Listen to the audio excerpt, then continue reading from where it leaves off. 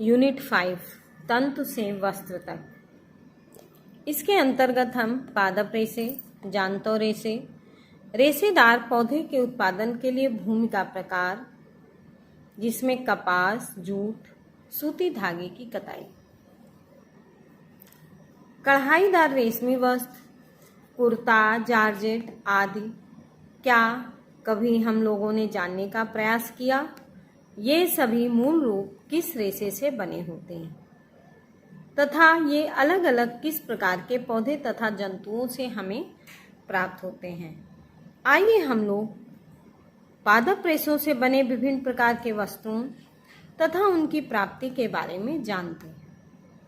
पादप रेशे पौधों के किसी भाग से प्राप्त किए जाने वाले प्राकृतिक रेशे पादप रेशे कहलाते हैं। जैसे रुई कपास यानी बीजों से, जूट पटसन के पौधे यानी तनों से, फ्लैक्स अलसी के पौधे से और तनों से मिलता है।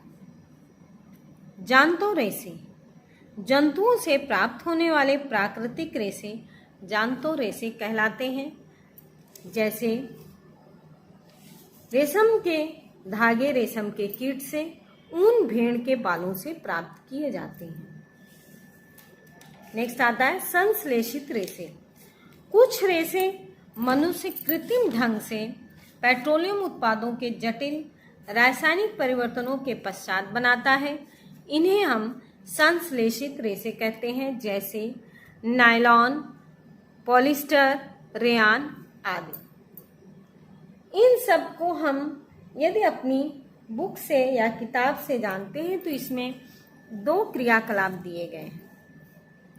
पहली क्रियाकलाप है, यदि हम दर्जी से कतरन, कई तरह के कपड़ों की कतरन लाकर देखते हैं तो इनमें से किसी सूती कपड़े के कतरन को यदि हैंड लेंस की सहायता से हम देखेंगे तो उसमें छोटे छोटे छिद्र दिखाई देते हैं और इनमें से किसी पिन की सहायता से यदि हम धागा खींचकर बाहर निकालते हैं तो देखते हैं कि यह धागा भी कई तरह से धागों से मिलकर बना होता है।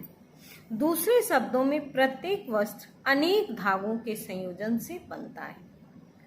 दूसरा क्रियाकलाप है, सूत्री वस्त्र से निकाले गए धागे को यदि हम ध्यान से अंगूठे से दबाएं और उस पर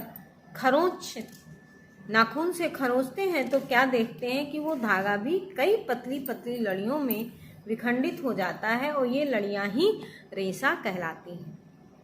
इस प्रकार इनका जो एक सीक्वेंस है, क्रम है, तंतु यानी रेशे से धागा बनता है।